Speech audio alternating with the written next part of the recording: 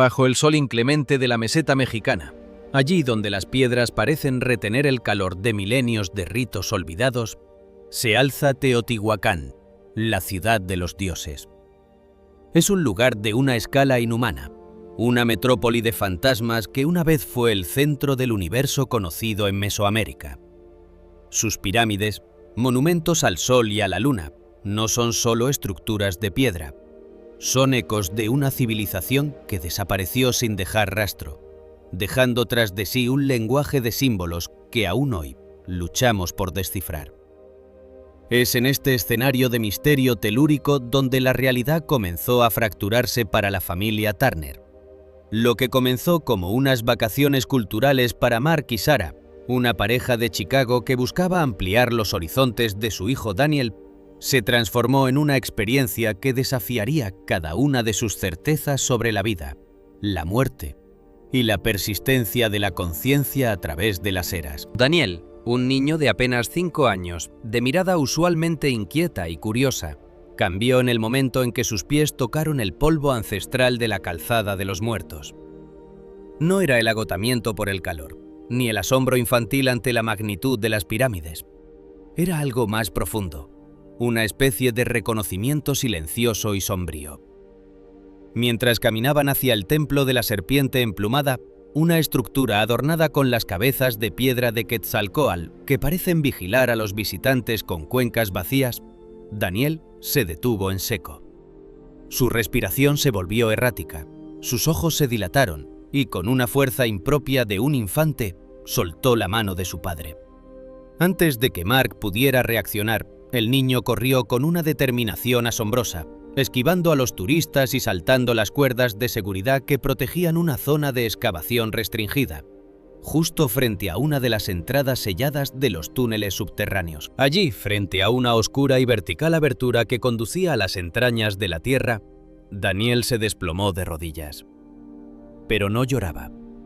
Sus manos rascaban la tierra con desesperación, mientras gritaba palabras que sonaban a una advertencia desesperada, una súplica dirigida a un tiempo que ya no existe. «El agua de plata se está evaporando», clamaba con una voz que no parecía la suya. «Las estrellas del techo se están apagando porque el aire de afuera está entrando. ¡Rápido, traigan el sellador!». Mark y Sarah llegaron hasta él, con el corazón en un puño, temiendo un episodio psicótico o una insolación severa. Pero el niño, ignorando sus intentos por consolarlo, señaló la entrada de la cámara subterránea y, con una frialdad que heló la sangre de los presentes, sentenció: «Pusimos 3 esferas de jade en el umbral para que el ruido del mundo no entrara. ¿Dónde están? Si las han movido, el silencio se romperá». Para un observador casual, estas podrían haber sido las fantasías de un niño impresionado por las leyendas locales. Pero las palabras de Daniel contenían detalles técnicos que ningún turista común, y mucho menos un niño de 5 años de Chicago, podría conocer. Habló de agua de plata, una referencia directa al mercurio líquido, un material extremadamente raro y tóxico que solo en años recientes los arqueólogos han descubierto en cantidades significativas bajo las pirámides de Teotihuacán.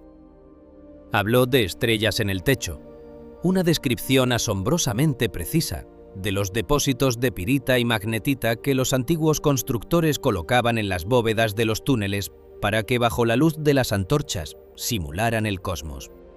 Mark, un arquitecto acostumbrado a la lógica de los planos y las estructuras, intentó razonar con su hijo durante el viaje de regreso al hotel, pero Daniel se mantuvo en un estado de melancolía profunda. El niño afirmaba, con la convicción de quien relata su propio currículum, que en el año 250 de nuestra era, él no era un niño, sino el ingeniero principal encargado del diseño de los santuarios subterráneos. Describió con una minuciosidad aterradora cómo diseñó los depósitos de mercurio en el fondo de los túneles para crear espejos líquidos que reflejaran las constelaciones. Según él, no eran solo decoraciones, eran mapas celestiales del hemisferio sur, una región del cielo que, según los astrónomos modernos, los teotihuacanos observaban con una precisión que todavía hoy nos desconcierta. La confusión de Sarah se transformó en un miedo sordo. Al regresar a Chicago, esperaba que la rutina escolar y los juegos con sus amigos disiparan aquellas sombras, pero el misterio no hizo más que profundizarse. Daniel abandonó sus juguetes habituales. Pasaba horas en el sótano de la casa, utilizando arcilla y barro para construir modelos a escala de pirámides escalonadas. Pero no eran modelos simples. Daniel diseñaba redes complejas de túneles internos que se bifurcaban y descendían hacia cámaras secretas. Lo más inquietante era que el niño exigía papel de aluminio para forrar los canales interiores. La serpiente de plata debe fluir en la oscuridad absoluta, murmuraba mientras alisaba el metal brillante sobre la arcilla húmeda. Si la luz la toca, el alma del mundo se enferma. ¿Cómo es posible que un niño que nunca ha estudiado arqueología mesoamericana conozca la existencia de los depósitos de mercurio, un hallazgo que fue mantenido bajo estricto secreto profesional durante las primeras fases de la excavación del proyecto Tlalocán en México?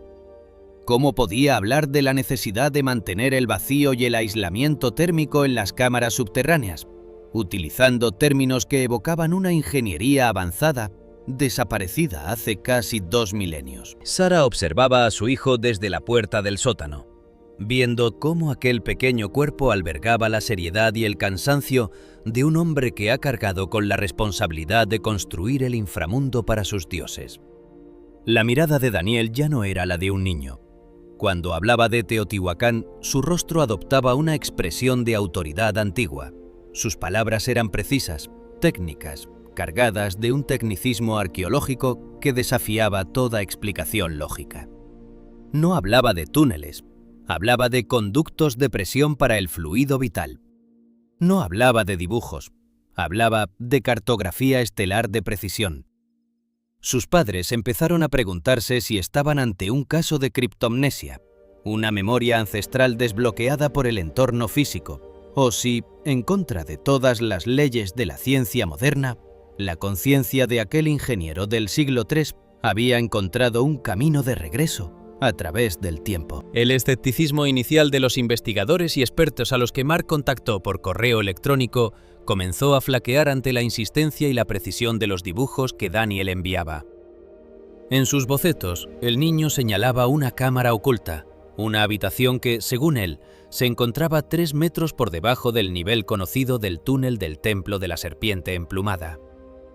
Afirmaba que allí se encontraba el corazón del tiempo, una cámara que contenía no solo ofrendas de jade y obsidiana, sino los restos biológicos de los gobernantes que él mismo había ayudado a sepultar. Pero lo más importante era su advertencia sobre las esferas de jade. Según Daniel, estas esferas actuaban como catalizadores rituales, y si se encontraban en la posición correcta, señalarían la entrada a un recinto que los radares de los arqueólogos habían pasado por alto. La historia de Daniel nos obliga a asomarnos al abismo de lo desconocido. Nos invita a cuestionar si el tiempo es realmente una línea recta, o si, por el contrario, es un ciclo donde las almas regresan para reclamar sus obras. ¿Qué impulsa a un niño de Chicago a obsesionarse con la serpiente de plata de una ciudad muerta? ¿Por qué siente la necesidad de recrear con papel de aluminio y barro la gloria de una ingeniería que la selva y el polvo devoraron hace siglos? La angustia de Sara y la confusión de Mark son el reflejo de nuestra propia incapacidad para aceptar que el pasado puede estar más vivo de lo que nos atrevemos a imaginar. Los científicos en México, intrigados por los informes detallados y las coordenadas proporcionadas por la familia Turner, decidieron, tras meses de deliberación, pasar un georradar de última generación sobre la zona que Daniel había señalado con tanta vehemencia. Lo que esperaban que fuera una simple verificación para descartar las fantasías de un niño, se convirtió en el preludio de uno de los hallazgos más estremecedores de la década. El radar mostró una anomalía térmica y estructural, justo donde Daniel había dicho que se encontraba la cámara oculta, bajo las piscinas de mercurio, bajo los sedimentos de siglos de abandono. Algo latía en la oscuridad del subsuelo. ¿Estamos preparados para conocer la verdad que Daniel ha traído desde el pasado? ¿Es él una anomalía de la naturaleza?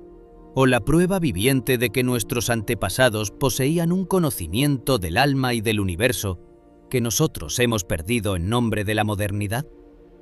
Daniel sigue construyendo sus pirámides en el sótano, esperando el momento en que los hombres de blanco bajen finalmente a la cámara que él diseñó con tanta devoción. Él sabe lo que hay allí.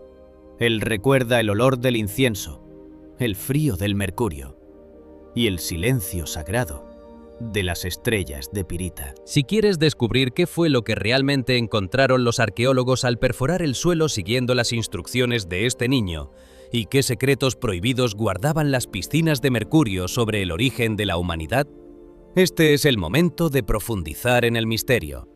La revelación que aguarda bajo el templo de la serpiente emplumada no solo cambiará los libros de historia, sino que transformará tu visión sobre la frontera entre la vida y la memoria.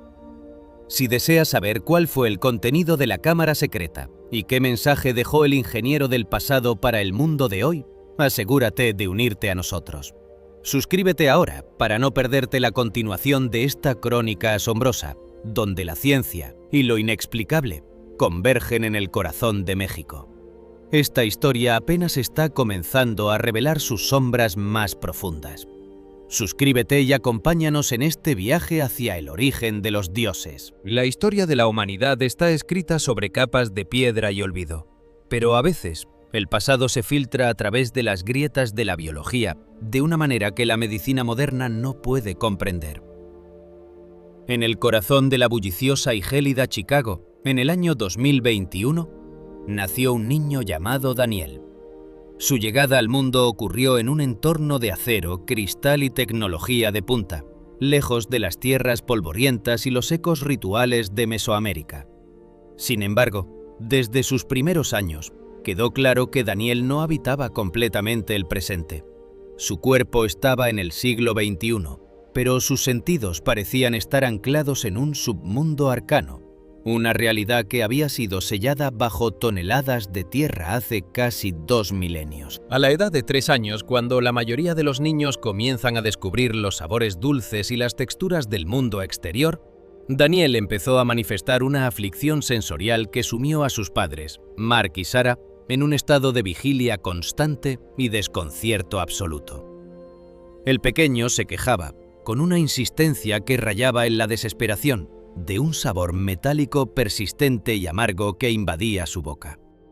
No era una molestia pasajera, era una sensación invasiva que describía como el sabor del espejo líquido. Mark, un hombre de mentalidad lógica, y Sarah, cuya intuición materna le advertía que algo trascendental estaba ocurriendo, recorrieron los consultorios de los mejores especialistas de Illinois.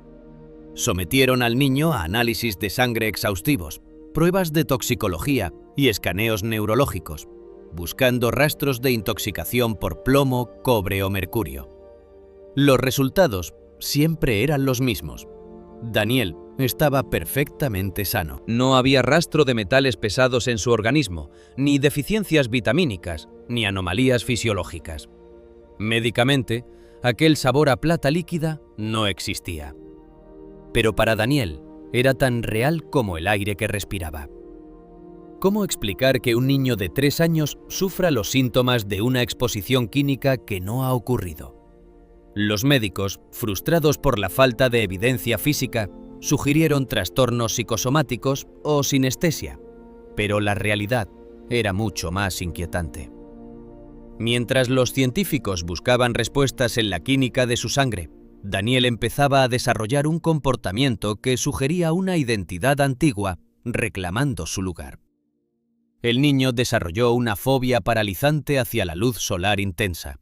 Mientras otros niños corrían bajo el sol de verano en los parques de Chicago, Daniel se refugiaba en las esquinas más oscuras de la casa, tapándose los ojos y gritando que la luz del cielo es ciega y que el verdadero conocimiento solo vive donde el sol no puede entrar. Sarah recordaba con un escalofrío cómo Daniel pasaba las tardes en el sótano en penumbra, acariciando las paredes de hormigón. Cuando le preguntaba qué estaba haciendo, el niño respondía con una seriedad que helaba la sangre. «Estoy esperando a que las chispas de pirita se enciendan.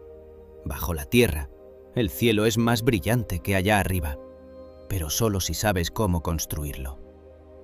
Esta referencia a la pirita, ese oro de los tontos que los antiguos habitantes de Teotihuacán utilizaban para revestir las paredes de sus túneles secretos y crear un cosmos artificial, era un dato que Daniel no pudo haber aprendido en ningún programa infantil ni en ningún libro de su habitación. Él hablaba con la autoridad de quien ha pasado una vida entera bajo la superficie, diseñando la oscuridad para que los dioses pudieran caminar en ella. Para entender el origen de esta sombra que habitaba en Daniel, debemos viajar miles de kilómetros al sur, hacia el Valle de México, donde se alzan las ruinas de Teotihuacán.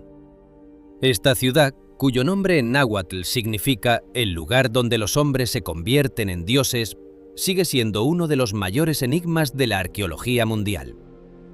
Cuando los aztecas llegaron a la región en el siglo XIV, la ciudad ya llevaba siglos abandonada y devorada por la vegetación. No sabían quiénes la habían construido, qué idioma hablaban, ni por qué habían desaparecido. El nombre original de la metrópoli y la identidad de sus fundadores se perdieron en el abismo del tiempo. Lo que dejaron atrás fue una planificación urbana perfecta, una alineación astronómica impecable y una obsesión por el inframundo que solo recientemente hemos empezado a vislumbrar. El año 2003 marcó un hito en la arqueología moderna. Una tormenta torrencial abrió un pequeño agujero cerca de la base del templo de la serpiente emplumada. Cuando el arqueólogo Sergio Gómez bajó por ese orificio, descubrió la entrada a un túnel que había permanecido sellado por más de 1800 años. Era un conducto sagrado que descendía profundamente hacia las entrañas de la tierra, un camino diseñado para representar el viaje de los muertos y la morada de las deidades telúricas. A medida que las excavaciones avanzaban con una lentitud meticulosa, los investigadores se encontraron con una visión que parecía sacada de un sueño febril. Las paredes y el techo del túnel habían sido cuidadosamente recubiertos con una amalgama de minerales brillantes, principalmente pirita y magnetita. Al iluminarlos con antorchas, como hacían los antiguos, el túnel se transformaba en una galaxia subterránea, un espacio donde el tiempo y el espacio se doblaban. Pero el hallazgo más perturbador y fascinante aguardaba al final del conducto. Allí, en cámaras que representaban el nivel más bajo del cosmos, los arqueólogos encontraron rastros de algo que la ciencia arqueológica rara vez halla en tal magnitud. Grandes piscinas artificiales diseñadas para albergar mercurio líquido. Miles de litros de este metal pesado, cuya obtención en la antigüedad requería un proceso de refinamiento extremadamente complejo a partir del cinabrio, habían sido vertidos allí para crear ríos y lagos de plata líquida. El propósito de este mercurio sigue siendo objeto de intensos debates. Algunos creen que era una representación del océano primordial, otros que servía como un espejo para observar el movimiento de los astros desde el interior de la Tierra, permitiendo a los sacerdotes y gobernantes estudiar el cielo sin mirar al sol. Es aquí donde la fobia de Daniel a la luz y su sabor metálico cobran un significado aterrador. El mercurio es altamente volátil. Sus vapores son tóxicos y afectan directamente al sistema nervioso, provocando, entre otras cosas, un persistente sabor metálico en la boca y una sensibilidad extrema a la luz, una condición conocida como fotofobia. El ingeniero que diseñó esas piscinas, el hombre que pasó años supervisando el vertido del mercurio en el fondo de ese túnel sin ventilación, habría sufrido inevitablemente un envenenamiento crónico por mercurio. Habría vivido sus últimos días en la penumbra de la ciudad de los dioses, con el sabor de la plata líquida quemándole las encías y los ojos doliéndole ante cualquier destello de luz natural.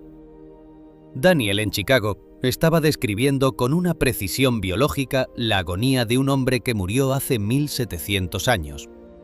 ¿Cómo es posible que un niño de 5 años experimente los síntomas de una enfermedad profesional de la antigüedad mesoamericana?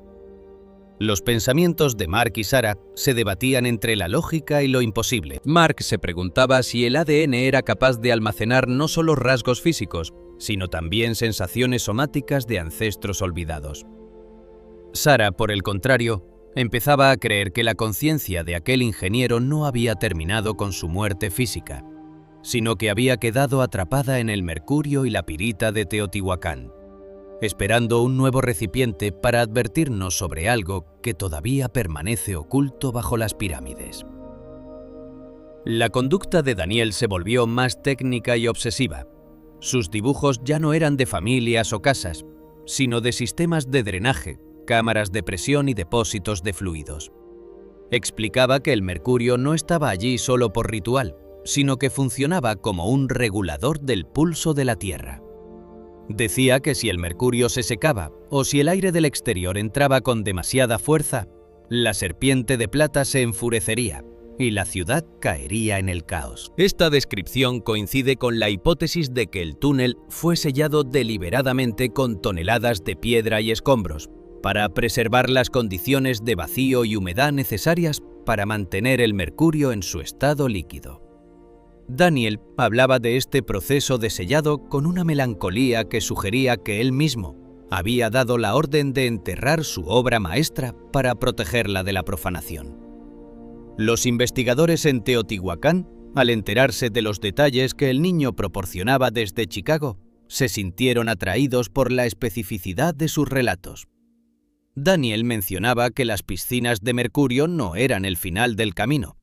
Afirmaba que, ocultas bajo el suelo de los depósitos de metal líquido, existían 3 cámaras adicionales dispuestas en forma de hoja de trébol, donde los restos de los constructores originales descansaban en un baño de plata. Esta disposición en trébol es una característica arquitectónica que se ha encontrado en otros sitios sagrados de México, pero que no había sido confirmada en el túnel del Templo de la Serpiente Emplumada, hasta que las visiones de Daniel obligaron a los arqueólogos a mirar de nuevo.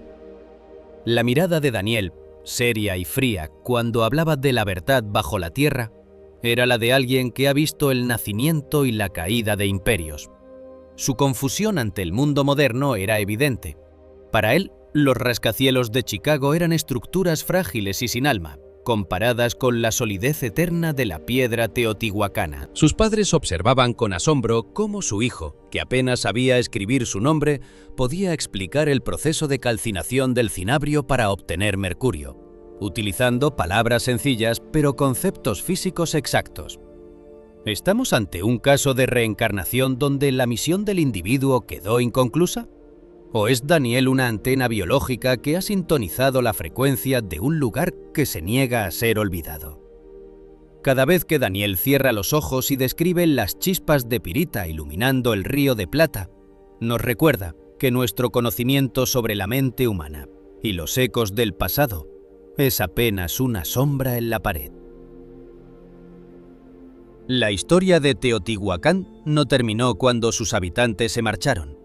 Parece estar despertando en la mente de un niño que rechaza el sol para abrazar el conocimiento que habita en la penumbra. Los científicos y arqueólogos están a punto de descender de nuevo a ese túnel, armados con la información de un niño de 5 años, esperando encontrar la confirmación definitiva de que la historia no es algo que pasó, sino algo que está ocurriendo ahora mismo.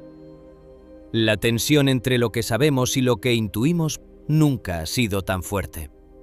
Si Daniel tiene razón, si las cámaras ocultas bajo el mercurio contienen lo que él afirma, entonces tendremos que admitir que las fronteras de la memoria humana son mucho más vastas de lo que la ciencia se atreve a soñar. El sabor metálico en la boca de Daniel es el sabor de una verdad que ha esperado 18 siglos para ser pronunciada. El miedo al sol de un niño de Chicago es el eco de un ingeniero que prefirió la luz de las estrellas de piedra al resplandor de un mundo que ya no comprendía. Si deseas conocer qué descubrieron los investigadores al perforar los niveles inferiores del túnel siguiendo las instrucciones técnicas de Daniel, y qué misterio prohibido aguardaba en el fondo de las piscinas de mercurio que podría redefinir el origen de los dioses mesoamericanos, no puedes apartar la mirada. La verdad que yace bajo el templo de la serpiente emplumada está a punto de ser revelada, y sus consecuencias resonarán mucho más allá de las ruinas de México. Suscríbete a nuestro canal ahora mismo, activa las notificaciones Y prepárate para el próximo bloque de esta travesía, donde la evidencia física finalmente se encontrará con la memoria de aquel ingeniero de la antigüedad. No permitas que el pasado se desvanezca en la oscuridad. Acompáñanos a iluminar las sombras más profundas de Teotihuacán. Suscríbete y descubre con nosotros por qué algunas historias nunca mueren. Solo esperan el momento adecuado para volver a brotar en la mente de los vivos. La búsqueda de respuestas ante lo imposible suele conducir a los hombres de ciencia hacia un territorio donde las leyes de la probabilidad se desintegran. Para Mark y Sara, el viaje desde los suburbios de Chicago hasta el estudio del Dr. Alejandro Ruiz no fue solo un trayecto físico, sino un descenso hacia una incertidumbre que amenazaba con devorar su cordura. El Dr. Ruiz no era un hombre dado a las fantasías. Su reputación se cimentaba en décadas de estudio riguroso de las estructuras subterráneas de Mesoamérica. Era un experto en la arquitectura del vacío, un hombre que entendía cómo los antiguos habitantes de México moldeaban la tierra para crear espacios sagrados que desafiaran al tiempo. Sin embargo, nada en su vasta experiencia académica lo había preparado para el encuentro con Daniel, un niño de 5 años cuya presencia parecía emitir una vibración de antigüedad pura y silenciosa. El despacho del Dr. Ruiz en la Ciudad de México era un santuario dedicado a la arqueología técnica. Las paredes estaban cubiertas de mapas topográficos, fotografías infrarrojas y esquemas de cimentaciones prehispánicas. El aire olía a papel viejo y a la ozonización de los equipos informáticos de alta potencia. Al entrar, Mark y Sara llevaban consigo una carga de ansiedad que se manifestaba en sus manos entrelazadas y en sus miradas evasivas. Daniel, por el contrario, caminaba con una calma que resultaba casi ofensiva en un niño de su edad. No miraba las reliquias en los estantes con curiosidad infantil, las observaba con una especie de desdén profesional, como quien examina herramientas de trabajo que ya no necesita. Tras una breve y tensa introducción, el Dr. Ruiz, impulsado por una mezcla de cortesía profesional y una curiosidad científica que se negaba a admitir, encendió su monitor principal. En la pantalla apareció una sofisticada reconstrucción tridimensional del túnel bajo el templo de la serpiente emplumada. Era una nube de puntos láser en un espectro azulado, una radiografía digital de las entrañas de Teotihuacán que mostraba el descenso de 103 metros de longitud, las cámaras laterales y los depósitos donde se había hallado el mercurio líquido. Ruiz comenzó a explicar la complejidad técnica del hallazgo, mencionando la dificultad de navegar por un conducto que había sido sellado con una precisión casi hermética hace 1800 años. Daniel se acercó al monitor. La luz azulada de la pantalla se reflejaba en sus pupilas, dándole una apariencia espectral. Su dedo pequeño, pero con una firmeza que hizo que el Dr. Ruiz guardara silencio de inmediato, se deslizó sobre la cartografía digital. Sin vacilar, el niño trazó una ruta que se desviaba del camino conocido y se detuvo en un punto específico. Un aparente callejón de roca sólida. Un túnel ciego que los arqueólogos habían catalogado como un error de construcción o una veta de piedra infranqueable justo antes de llegar a las piscinas de mercurio. «Aquí no hay un muro», susurró Daniel. Su voz era monótona, desprovista de la entonación emocional de un niño, cargada con una autoridad que parecía emanar de la piedra misma. «Es una puerta de sombra. Detrás de esta falsa pared está la cuarta cámara. Es el recinto del silencio». El Dr. Ruiz sintió que un frío repentino invadía la habitación. Sara apretó el brazo de Mark, mientras el arquitecto observaba cómo su hijo señalaba una anomalía estructural que ningún informe oficial había mencionado jamás. El niño continuó, describiendo con un detalle técnico y poético lo que, según él, se ocultaba en ese vacío. Habló de 7 hombres, 7 Jresov astrónomos, sacerdotes astrónomos que habían dedicado sus vidas a observar el cielo desde la oscuridad absoluta. Explicó que estos hombres habían perdido la vista debido a los vapores de la serpiente de plata, el mercurio, y a la prolongada exposición a la penumbra, convirtiéndose en espejos humanos del cosmos. Los envolvimos en las láminas que brillan, dijo Daniel, refiriéndose a un material que los antiguos teotihuacanos valoraban más que el oro: la mica. Describió cómo habían utilizado grandes hojas de este silicato transparente y reflectante para envolver los cuerpos, no solo como un rito funerario, sino como una armadura técnica para aislar la esencia de los sacerdotes de los vapores letales que inundaban el santuario. En la mente de Daniel, la mica no era una piedra, era un aislante térmico y espiritual, una barrera contra la toxicidad del mercurio que él mismo, en su supuesta vida anterior, había vertido en los lagos subterráneos. ¿Cómo podía un niño nacido en 2021 conocer las propiedades físicas y químicas de la mica en relación con la toxicidad del mercurio?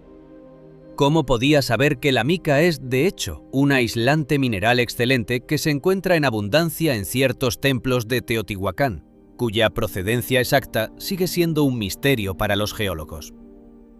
El doctor Ruiz, aunque su mente académica gritaba que esto era imposible, no pudo ignorar la precisión de la descripción. La mención de los 7 sacerdotes ciegos encajaba de manera perturbadora con ciertos mitos fragmentarios sobre los vigilantes de la noche eterna, que algunas crónicas mencionan de forma casi marginal.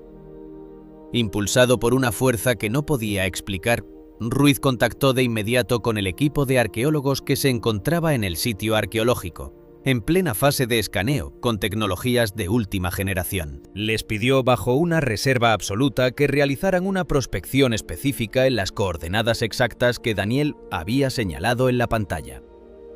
Los investigadores en el túnel, acostumbrados a la monotonía de los datos, recibieron la petición con escepticismo. Sin embargo, al pasar el georradar de alta frecuencia, una herramienta capaz de ver a través de metros de roca sólida, mediante pulsos electromagnéticos, sobre la pared del túnel ciego, el monitor devolvió una imagen que hizo que los corazones de los operarios se detuvieran. Allí estaba, detrás de un muro de piedra de 1,5 metros de espesor, diseñado con una astucia arquitectónica para camuflarse perfectamente con la roca natural del túnel. El radar detectó una cavidad rectangular perfecta. Una cámara que no figuraba en ningún plano conocido. Un vacío oculto que había permanecido en silencio absoluto durante casi 2 milenios. La noticia llegó al despacho del doctor Ruiz a través de una videollamada cifrada. El arqueólogo en el sitio estaba pálido. «Alejandro, hay algo aquí. El radar no miente. Hay una cámara», informó con voz temblorosa. Mark y Sara escucharon la confirmación con una mezcla de orgullo y un terror que les helaba la sangre. Daniel, por su parte, no mostró sorpresa. Se limitó a sentir con la cabeza, como un ingeniero que recibe la noticia de que su obra ha resistido el paso de una tormenta. El siguiente paso fue un acto de audacia técnica. Para no dañar la estructura original y preservar la atmósfera de la cámara oculta, los científicos decidieron utilizar una técnica mínimamente invasiva: la perforación por micronúcleo. Con una broca de diamante de apenas unos milímetros de diámetro, perforaron el muro de piedra hasta llegar al vacío. A través de ese estrecho orificio, introdujeron una sonda de fibra óptica equipada con una microcámara de alta resolución y luces infrarrojas. Lo que la cámara transmitió a los monitores en México y en Chicago fue una visión que parecía extraída de una pesadilla sagrada. En el centro de la pequeña cámara, dispuestos en un círculo perfecto, se encontraban 7 esqueletos humanos. Sus órbitas oculares estaban vacías, pero sus cráneos estaban orientados hacia arriba, como si incluso en la muerte siguieran observando las estrellas de pirita del techo. Pero lo más impactante, lo que hizo que el doctor Ruiz se llevara las manos a la cabeza en un gesto de absoluta incredulidad, fue el brillo plateado que envolvía los restos óseos. Los 7 cuerpos estaban meticulosamente envueltos en grandes hojas de mica, un silicato que conservaba un brillo metálico y reflectante a pesar del paso de 18 siglos. La mica estaba degradada en los bordes, pero aún cumplía su función de capullo mineral. Era un detalle que nadie en la historia de la arqueología de Teotihuacán había descubierto jamás. el uso de la mica como mortaja para sacerdotes relacionados con el mercurio. El relato de Daniel era, punto por punto, una descripción física de una realidad que había estado enterrada bajo metros de roca y siglos de olvido. ¿Es posible que la memoria sea una sustancia capaz de sobrevivir a la desintegración del cuerpo? ¿Es el ADN un archivo donde se graban no solo nuestros rasgos, sino nuestras obras y nuestros secretos más profundos? El doctor Ruiz, el hombre de ciencia, se encontraba frente a una paradoja que amenazaba con destruir su paradigma. Daniel no era solo un niño. Era un testigo presencial de la construcción de una de las maravillas más oscuras del mundo antiguo. Sara miraba a su hijo y sentía que el niño que ella había mecido en su cuna se estaba desvaneciendo, reemplazado por la sombra de un hombre que había diseñado el inframundo. Mark, por su parte, sentía la fascinación del arquitecto ante la maestría de su hijo, pero como padre, temía lo que significaba que Daniel supiera tanto sobre la muerte y los venenos. Los diálogos que Daniel mantenía con el Dr. Ruiz se volvieron cada vez más técnicos.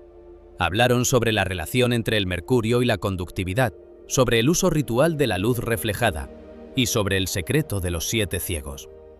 Daniel explicó que los sacerdotes no eran víctimas, sino voluntarios.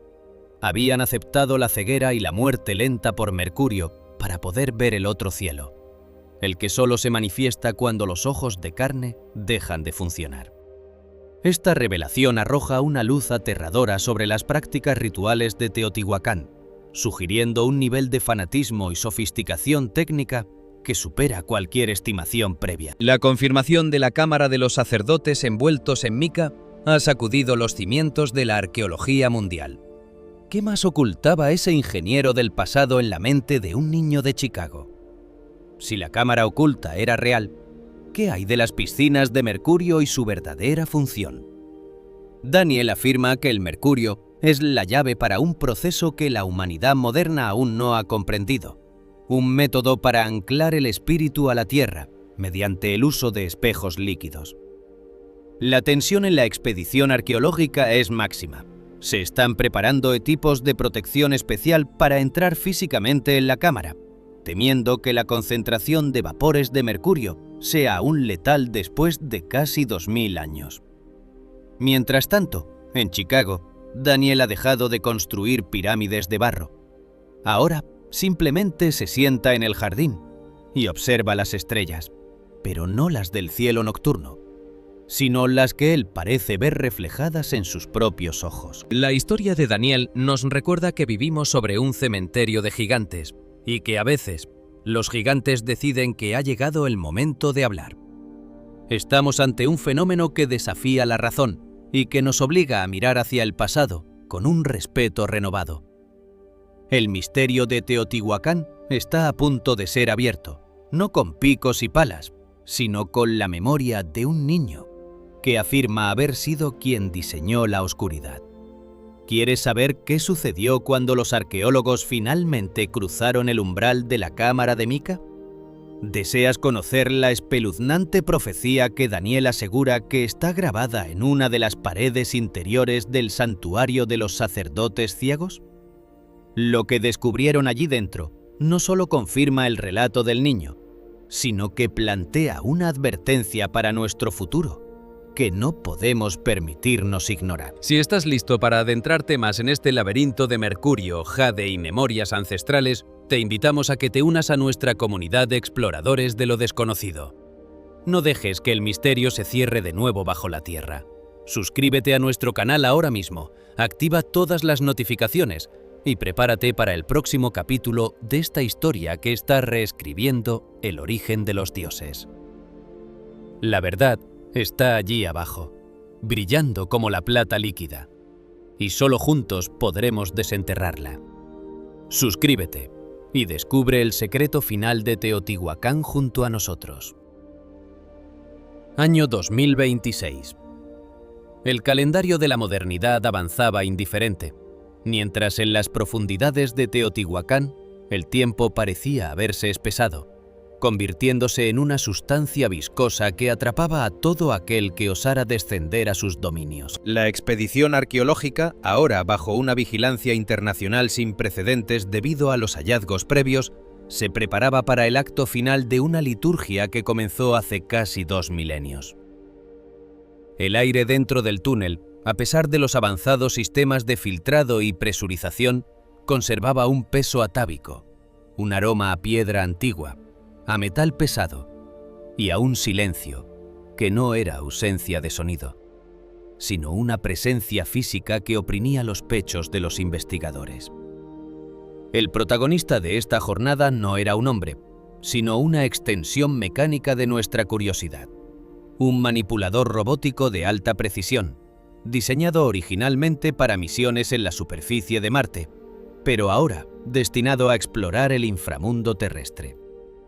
Sus cámaras de ultra alta resolución transmitían imágenes en tiempo real a una sala de control donde el doctor Alejandro Ruiz, junto a un equipo de expertos en diversas disciplinas, observaba con una mezcla de reverencia y temor. La cámara del robot se adentró en la cuarta estancia, la habitación de los 7 sacerdotes ciegos envueltos en mica.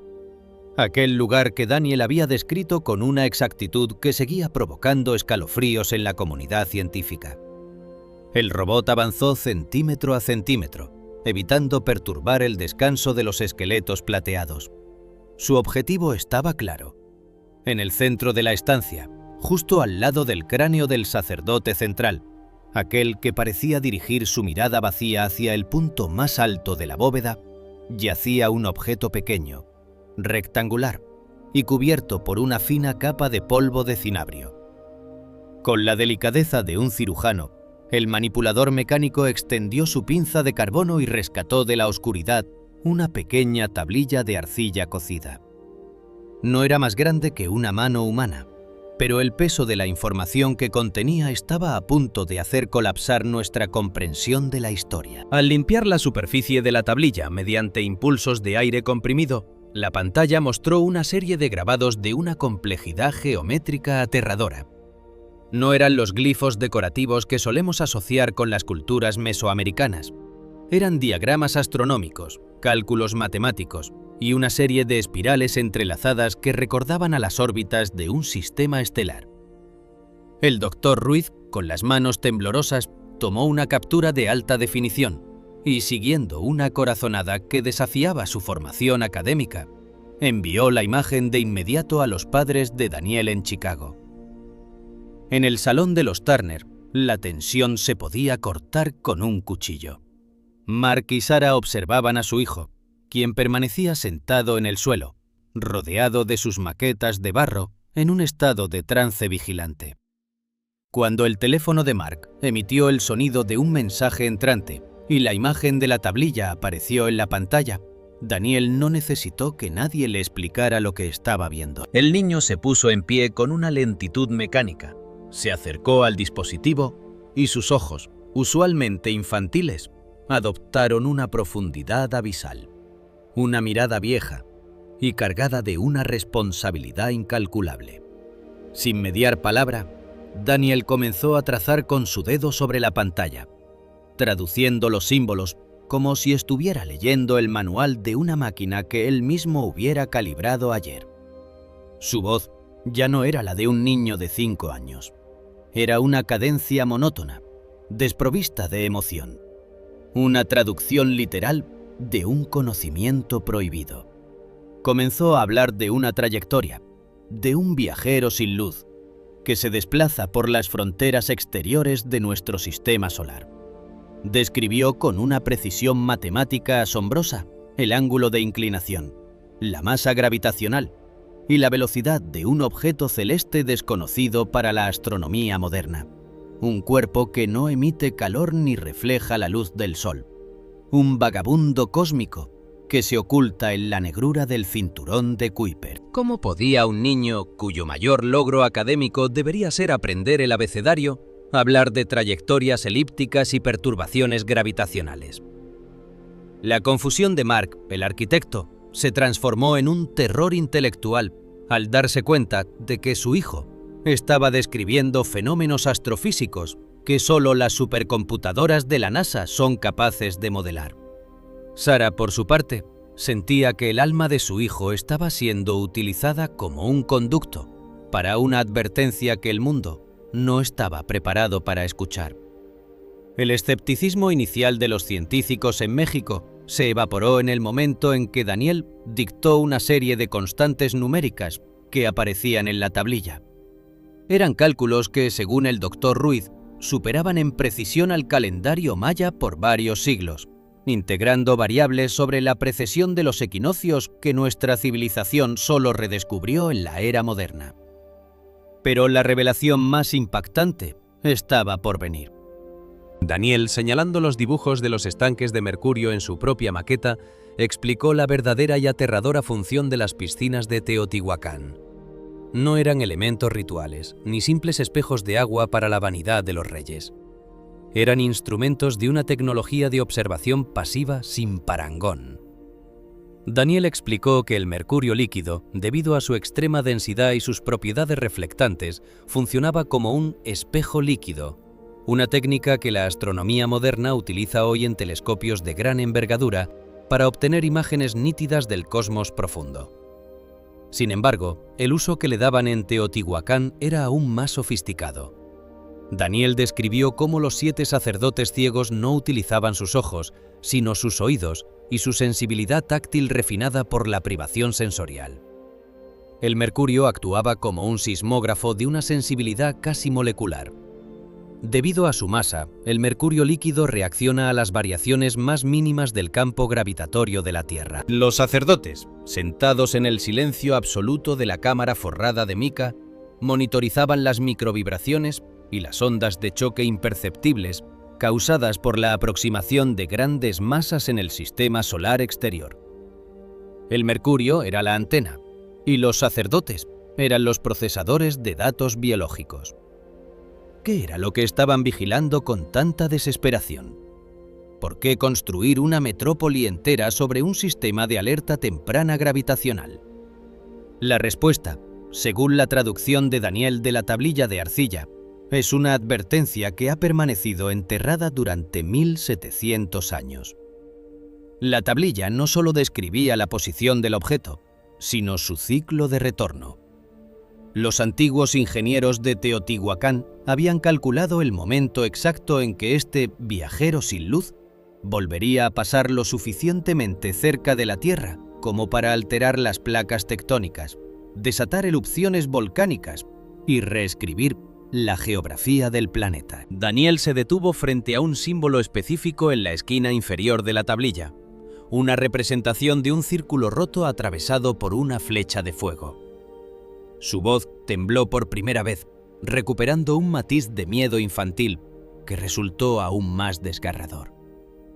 «El ciclo se está cerrando», susurró. «El ruido del mundo ya es demasiado fuerte, y por eso las esferas de jade ya no pueden contenerlo. El aire de afuera está entrando, y el espejo de plata pronto empezará a hervir».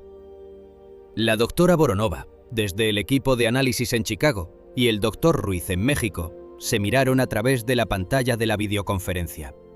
El silencio que siguió fue el de una civilización que acaba de descubrir que su fecha de caducidad está escrita en el barro de un túnel olvidado. Los cálculos en la tablilla de Teotihuacán señalaban una ventana de tiempo que coincide de manera inquietante con las anomalías gravitatorias que los astrónomos contemporáneos han estado detectando en la órbita de los planetas exteriores. Aquello que algunos llaman el planeta 9. Es posible que la caída de Teotihuacán no fuera el resultado de una guerra o una hambruna, sino de la desesperación de un pueblo que sabía que el fin de su ciclo se acercaba. ¿Construyeron las pirámides como anclas gravitacionales, como un intento desesperado de estabilizar la Tierra ante la llegada del visitante cósmico? La mirada de Daniel, fija ahora en el vacío, parecía estar viendo ese objeto invisible acercándose a través del abismo del espacio. Sus padres, envueltos en una nube de confusión y miedo, se preguntaban qué papel jugaba su hijo en este drama cósmico. ¿Era él ¿El último ingeniero regresando para dar la alarma final? El hallazgo de la tablilla y la explicación de Daniel han puesto en jaque a las autoridades. La Cámara de los Sacerdotes Ciegos ha pasado de ser un descubrimiento arqueológico a ser una cuestión de seguridad global. Se están formando equipos de élite para intentar replicar los experimentos de sismografía con mercurio bajo las pirámides, buscando confirmar si lo que los antiguos sentían a través de la mica es lo mismo que nuestras sondas espaciales están empezando a vislumbrar. La tensión entre la ciencia y la profecía nunca ha sido tan palpable. Daniel ha vuelto a su rincón en el sótano, pero ya no construye túneles. Ahora, simplemente escucha. Dice que el latido de la plata está acelerándose. Cada vez que hay un pequeño temblor en algún lugar del mundo, Daniel se lleva las manos a los oídos y llora, afirmando que el viajero ya está estirando sus manos hacia nosotros. La mirada de los investigadores, antes llena de escepticismo, ahora está cargada de una urgencia sombría. Están ante la posibilidad de que una cultura desaparecida hace siglos tuviera un conocimiento del sistema solar que nosotros apenas estamos empezando a rozar. ¿Qué secretos más guarda la tablilla de arcilla que el gobierno aún no ha querido revelar? ¿Qué significa realmente ese círculo roto para nuestra generación? Estamos caminando sobre un suelo que es a la vez tumba y observatorio. La historia de Daniel nos ha llevado desde una simple excursión turística hasta el umbral de una catástrofe astronómica que los dioses de Teotihuacán intentaron evitar. Si quieres saber cuál es la fecha exacta que los científicos han logrado descifrar de los cálculos de Daniel y qué medidas desesperadas se están tomando en las profundidades de la pirámide para intentar calmar la serpiente de plata antes de que sea demasiado tarde, no puedes apartar la vista de esta investigación. El mensaje de los antiguos no era un mito. Era una advertencia técnica que ha esperado 2000 años para encontrar a su traductor. La verdad sobre el destino de nuestra especie podría estar grabada en esa pequeña pieza de barro. Si deseas conocer el contenido de la última cámara que aún permanece sellada y por qué Daniel afirma que no debemos abrirla bajo ninguna circunstancia, te invitamos a que te suscribas a nuestro canal ahora mismo. No permitas que el ruido del mundo te impida escuchar la advertencia que viene desde las entrañas de México. Suscríbete, activa las notificaciones y acompáñanos en el siguiente bloque, donde la ciencia moderna se enfrentará cara a cara con el juicio de los antiguos.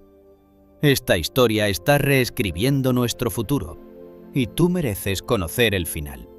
Suscríbete y descubre con nosotros si todavía hay tiempo para salvar el espejo de plata. Cuando el sol de la mañana comenzó a filtrarse por las ventanas de la casa de los Turner en Chicago, trajo consigo algo que la familia ya no recordaba: la normalidad. Durante meses, el hogar había sido una sucursal del inframundo mesoamericano, un lugar donde el aire vibraba con la tensión de una civilización muerta y donde el juego de un niño de 5 años se había transformado en la vigilia de un arquitecto milenario. Pero esa mañana, el cambio fue tan repentino como absoluto. Daniel se despertó, se estiró en su cama con la ligereza propia de su edad y, por primera vez en años, no se quejó del amargor de la plata en su lengua.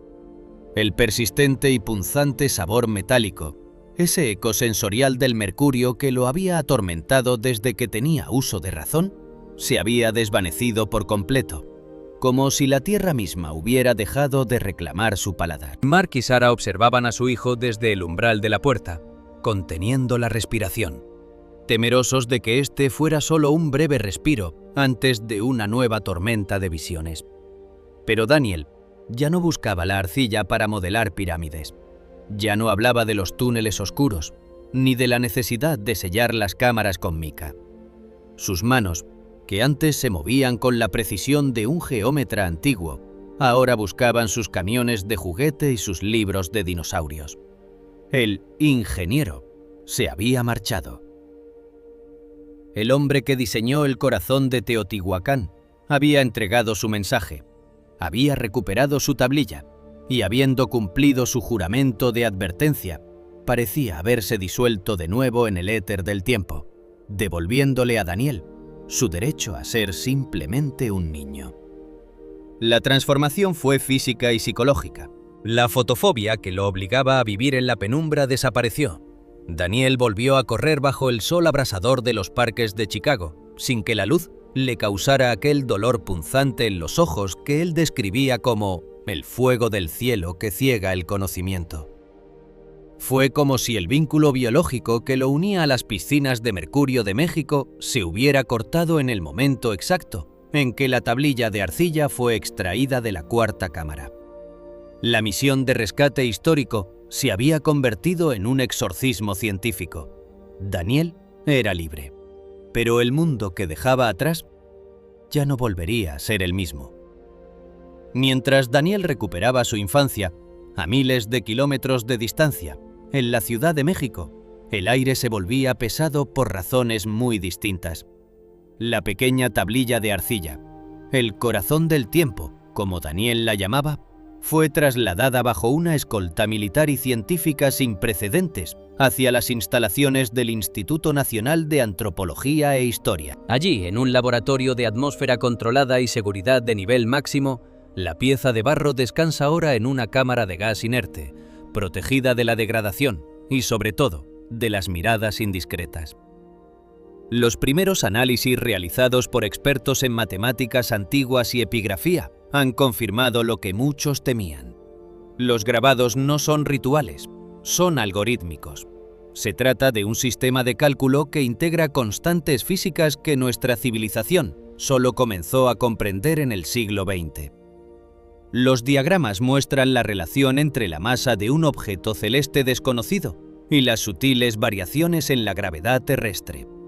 Los investigadores y matemáticos que han tenido acceso a los fragmentos de datos filtrados hablan de una precisión que desafía toda explicación. La tablilla contiene una serie de fechas clave, coordenadas de eventos geológicos que coinciden con erupciones y terremotos masivos ocurridos en el pasado, y lo que es más aterrador, una proyección hacia el futuro. El análisis matemático completo ha sido clasificado como secreto de Estado.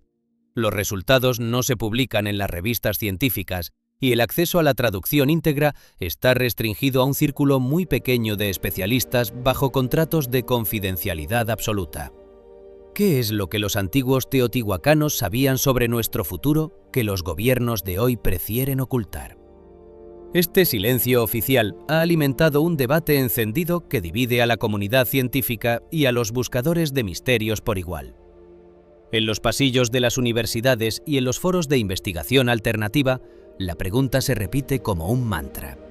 ¿A qué nos enfrentamos realmente en el caso de Daniel? Por un lado, los defensores de la teoría de la memoria genética proponen un escenario fascinante. Sugieren que el ADN no es solo un mapa biológico, sino un disco duro de una capacidad inimaginable. Argumentan que el trauma de un evento catastrófico inminente, vivido por un antepasado directo de Daniel en Teotihuacán, quedó grabado en su código genético, con tal intensidad que permaneció latente durante 60 generaciones, esperando un disparador ambiental, como la visita al templo de la serpiente emplumada, para reactivarse.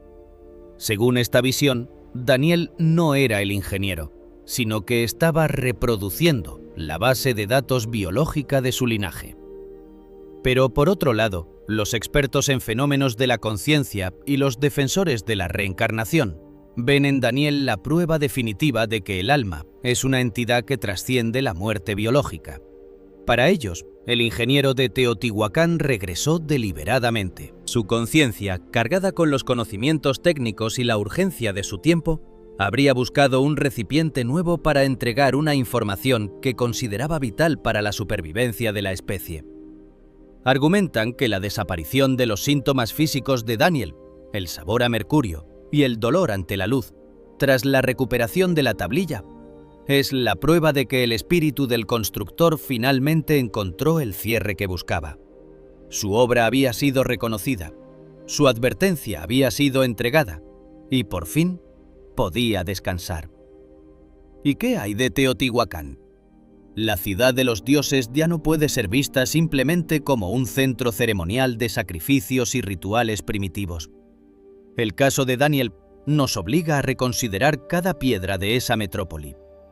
Si las piscinas de mercurio eran espejos líquidos de alta tecnología y sismógrafos gravitacionales, entonces estamos hablando de una civilización que poseía una comprensión de la física y la astronomía que rivaliza con la nuestra. Las pirámides no serían tumbas, sino estabilizadores. El túnel no sería un camino a los muertos, sino un laboratorio de observación cósmica profunda. Teotihuacán se nos revela ahora como una gigantesca máquina de observación, una red de sensores diseñada para vigilar los latidos del sistema solar y advertir sobre la llegada de ese viajero sin luz que Daniel mencionaba en sus estados de trance.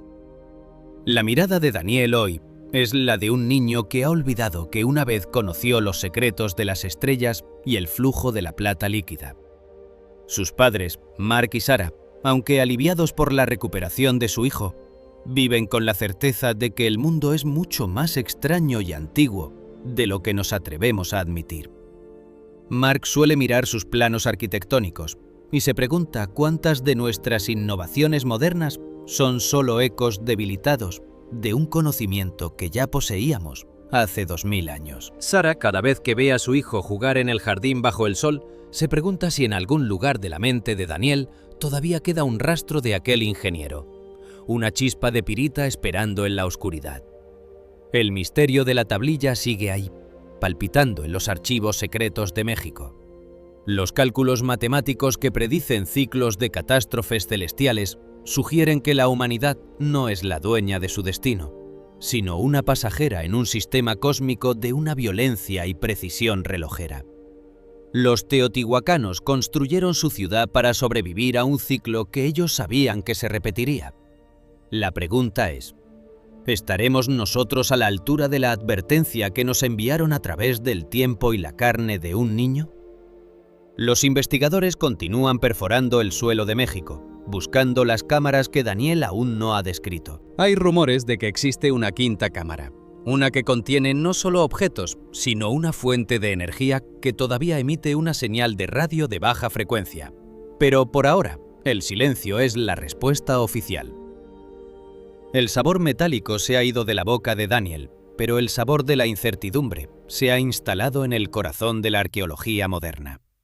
¿Cómo es posible que una cultura desaparecida hace milenios tuviera un conocimiento tan exacto de la gravedad y de los cuerpos celestes invisibles?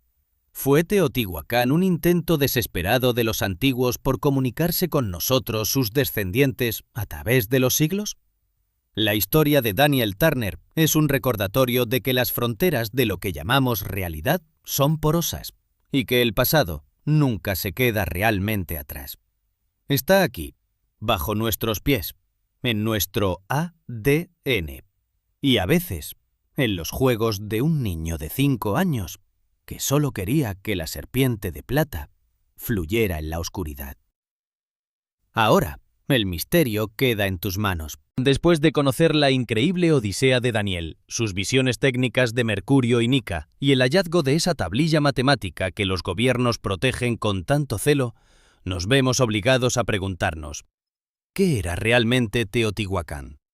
¿Un simple centro de culto y religión? ¿O una estación de monitoreo avanzado diseñada por una civilización que entendía el cosmos mejor que nosotros?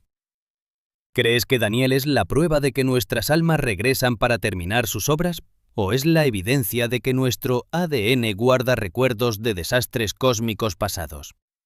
Tu opinión es vital para mantener viva esta llama de investigación. Queremos leer tus teorías en los comentarios. ¿Crees que la advertencia del viajero sin luz es algo que deberíamos tomar en serio hoy en día? ¿Qué piensas que ocultan las autoridades sobre los cálculos finales de la tablilla de arcilla? Comparte tus pensamientos, debate con nuestra comunidad y ayúdanos a desentrañar este enigma que une la ingeniería antigua con la vida de un niño moderno. Si este relato te ha transportado a las profundidades de la pirámide y ha desafiado tus creencias sobre el tiempo y la memoria, te invitamos a que no te detengas aquí. El mundo está lleno de estas fracturas en la realidad, de historias que la ciencia oficial no puede explicar y que solo nosotros nos atrevemos a explorar con profundidad. Suscríbete a nuestro canal ahora mismo y activa la campana de notificaciones. Al unirte a nosotros te aseguras de no perderte ni un solo bloque de estas investigaciones que desafían lo imposible. Tu suscripción es el apoyo que nos permite seguir buscando la verdad en los lugares más oscuros de la historia y la mente humana. Acompáñanos en nuestro próximo viaje hacia lo desconocido, porque la siguiente gran revelación podría estar más cerca de lo que imaginas. Gracias por ser parte de este misterio. Suscríbete y sigue descubriendo con nosotros lo que el pasado tiene que decirnos. El silencio de las pirámides ha terminado. Es hora de escuchar.